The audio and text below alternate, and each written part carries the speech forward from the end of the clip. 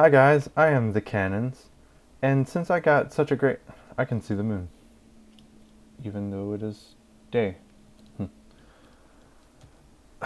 Since I got such a good response for my first video about repairing iron trenches, I have decided to show off my iron trench.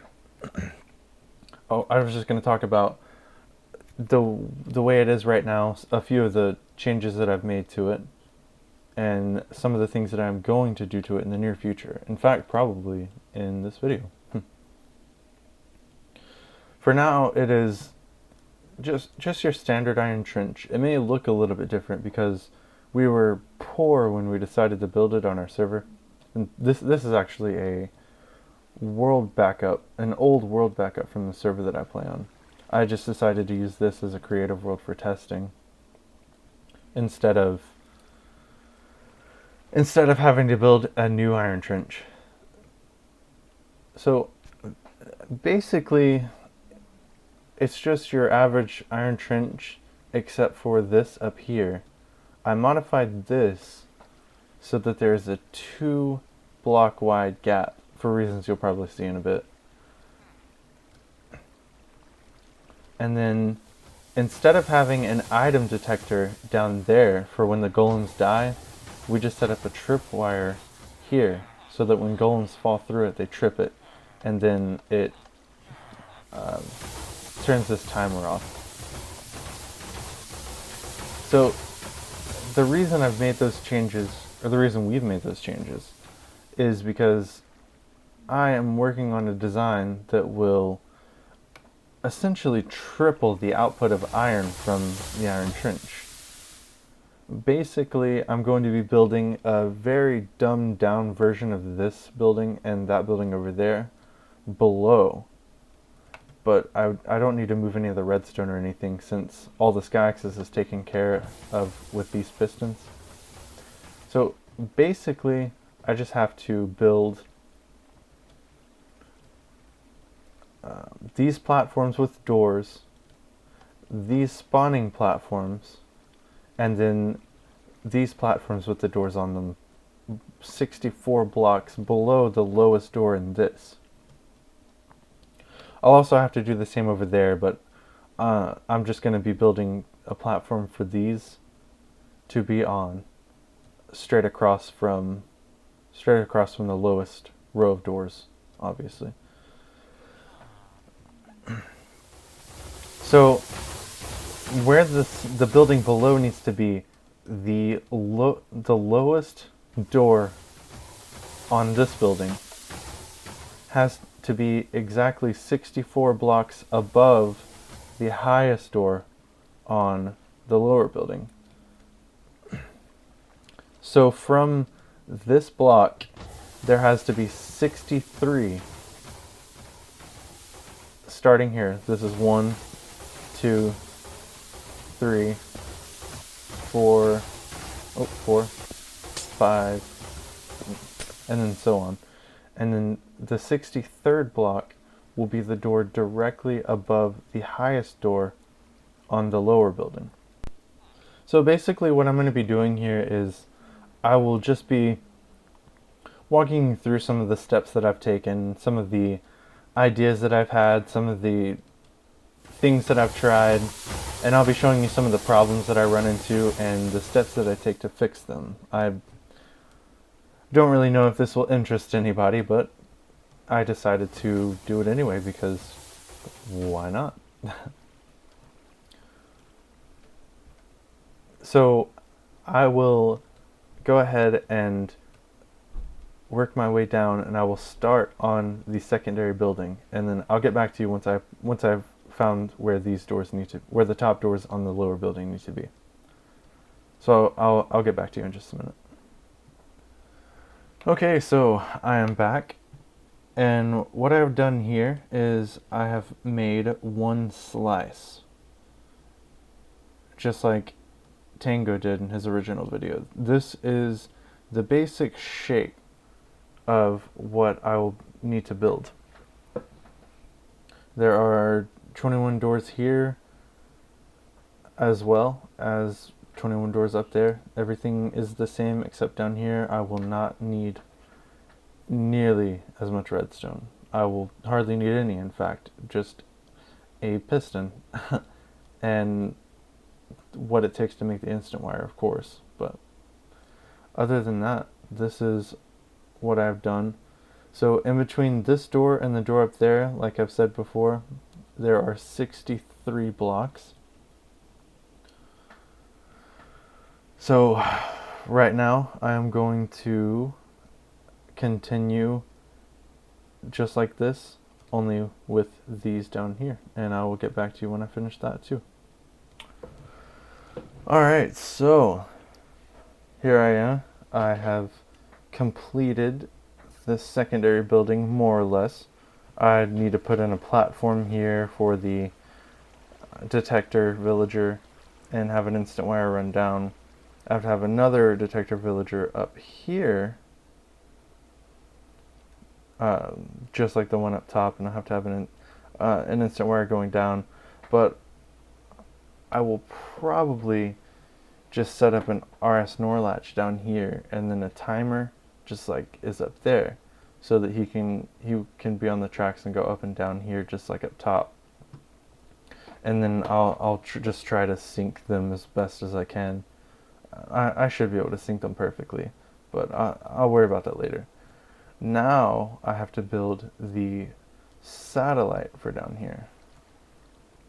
But yeah, this is it's really quite simple, but you just need to understand the mechanics behind the iron trench. A lot of people can understand the redstone, but they don't necessarily understand the way that the rest of it works. And if you don't understand how village mechanics work, then tweaking the trench is not such a great idea. But if you understand why everything works, how it works, and you feel like you could do something like this, or if you feel like you know this well enough that you could tweak it in certain ways and keep it working, then I mean, I don't see why doing something like this would be very hard for you at all then. But so essentially I have all of this done. This building, I just have to work on the redstone. Right now I'm going to go ahead and figure out exactly where the villagers need to be. I'm thinking they'll need to be like right on maybe the 16th or 17th door on both sides. So right now I'm going to go ahead and build the detector villager holding areas and the pistons that will push them up and down, and then I will get back to you. Alright, so now I have these guys in place. This guy here, this guy here, and this guy here. So now I just need to put 3 instant wires down, possibly 4, probably just 3 though, because I think the instant wire for this guy will just lead to a timer.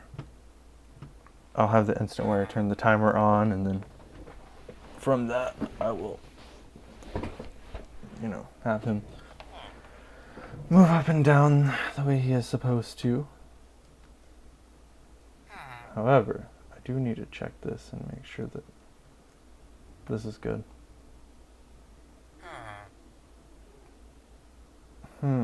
Yeah, that's right. Since the stupid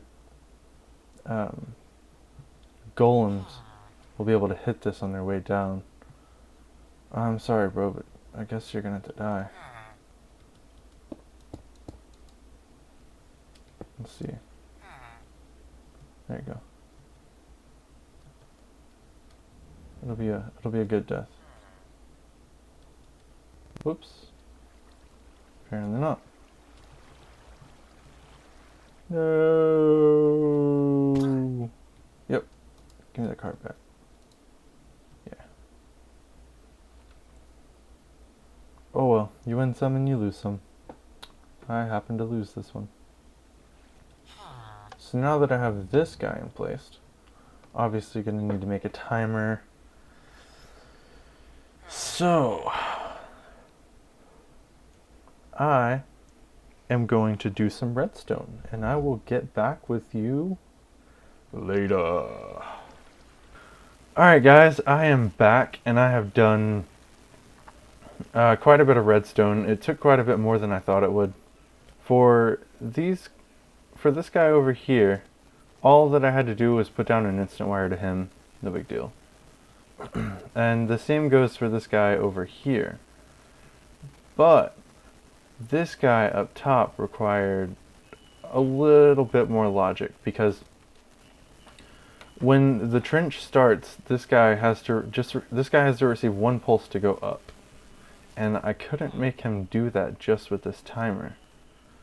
So I had to put in this little T flip-flop here. So whenever I push the button to reset, it sends a pulse down this wire, and it turns this T flip-flop on, which pushes him up.